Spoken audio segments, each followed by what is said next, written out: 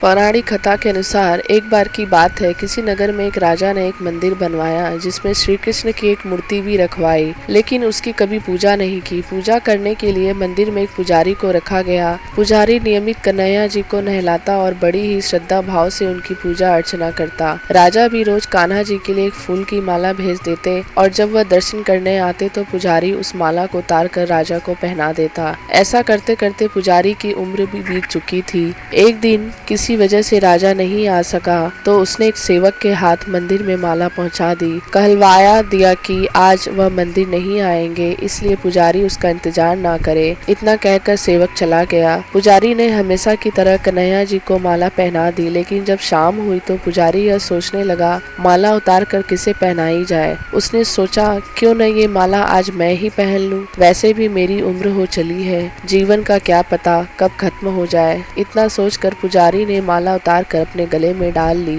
लेकिन इतने में ही सेवक आ गया और उसने बताया कि राजा की सवारी मंदिर में पहुंचने वाली है। राजा की सवारी आने की बात जब पुजारी ने सुनी तो वह डर गया। उसने सोचा कि अगर राजा ने उसे देख लिया तो वह तो मरवा ही डालेंगे। आनन फानन में पुजारी ने माला उतार कर वापस कन्हैया जी को पहना दी। जैसे ही राजा अंदर आए तो हमेशा की तरह पुजारी ने माला कान्हा जी के गले से उतार कर राजा को पहना दी, लेकिन माला पर लगा सफेद बाल देखकर राजा समझ गए कि पुजारी ने यह माला स्वयं ही पहनी थी। बस फिर क्या था, राजा क्रोधित हो उठे और उन्होंने गुस्से में पुजारी से पूछा कि माला पर सफेद बाल कहाँ से आया। तब राजा की बात सुनकर पुजारी डर गया और बोल पड़ा, ये तो कन्हैया जी का है। अब तो राजा और भी क्रोधित हो गए, क्योंकि कान्हा तो भगवान है और उनके बाल सफेद कैसे हो सकते हैं। इसीलिए राजा ने फरमान सुना डाला कि कल श्रृंगार के समय राजा खुद आएंगे और देखेंगे सच में ही कान्हा जी का सफेद बाल है या पुजारी झूठ बोल रहा है। उन्होंने कहा कि अगर पुजारी ने झूठ बोला होगा तो उसे फांसी दे दी जाएगी।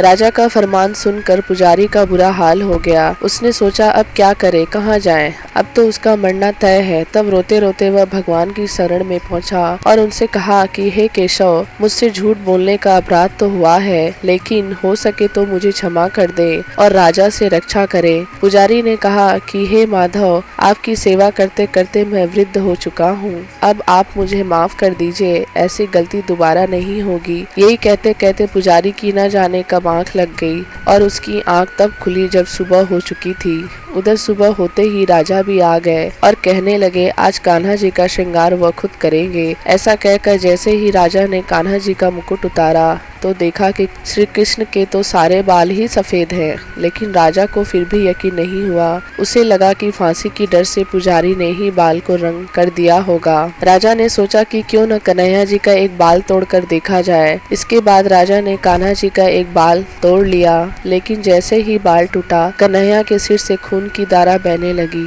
यह देखकर राजा भगवान के चरणों में गिरकर माफी मांगने लगा। तभी कृष्ण की मूर्ति से आवाज आई, हे राजन, तुमने मुझे केवल मूर्ति मात्र ही समझ लिया, इसीलिए आज से मैं तुम्हारे लिए केवल मूर्ति मात्र ही रहूंगा। लेकिन पुजारी ने सच्चे मन और पूरी श्रद्धा से मेरी भक्ति की है, इसीलिए उसकी अनन्य भक्ति को देखकर मुझे अपने बाल सफेद करने पड़े। कन्हैया जी ने कहा कि भक्ति में कभी भी संशय नहीं होना चाहिए और सच्चे भक्त की लाज तो मैं कभी नहीं जाने देता।